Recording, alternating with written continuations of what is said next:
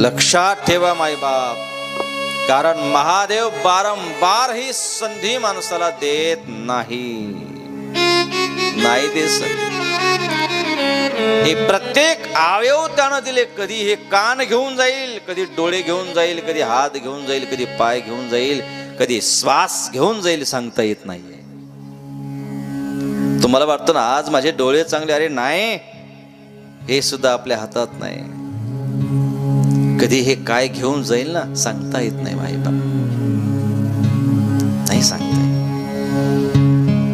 त्याची करणी अशी ना म्हणतात ना, हा त्याच्या काठीचा आवाज येत नाही. लक्षात ठेवा,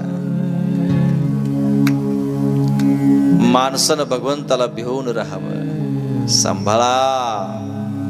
तेवढी त्याची एवढी मजाक करू नका, खेळ करू नका मायबाप.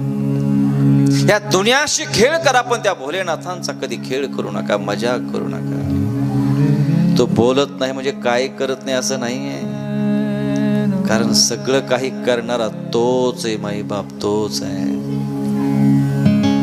त्याच्याशिवाय काहीच होत नाही रे, काहीच होत नाहीये. विश्वास ठेवा माईबाप. ही पैशाची धुंदी, रूपाची धुंदी, तारुण्याची धुंदी, या धुंदीपुढे लोकांना परमार्थ, सत्संग, जप तप काहीही कळायला तयार नाही रे. ही श्रीमंतची धुंदी, हा अहंकार, हा इगो, मी मोठा आहे, मी एक अधिकारी आहे, मी श्रीमंत आहे, माझ्याकडे फॉर्च्युनर गाडी आहे, बंगला आहे. अहंकार सोडून द्या मायबाप. अहंकार हा विनाशाला कारण आहे मायबाप. कारण कधी भगवान राजाचा रंक आणि रंकाचा राजा करेल सांगता येत नाहीये मायबाप. ही धुंदी गेली पाहिजे डोळ्यासमोर. जोपर्यंत तुमच्या जीवनामध्ये, त्या संसारामध्ये सत्संग येत नाही ना, तोपर्यंत जीवन जगायला आनंद येत नाहीये माईबाप.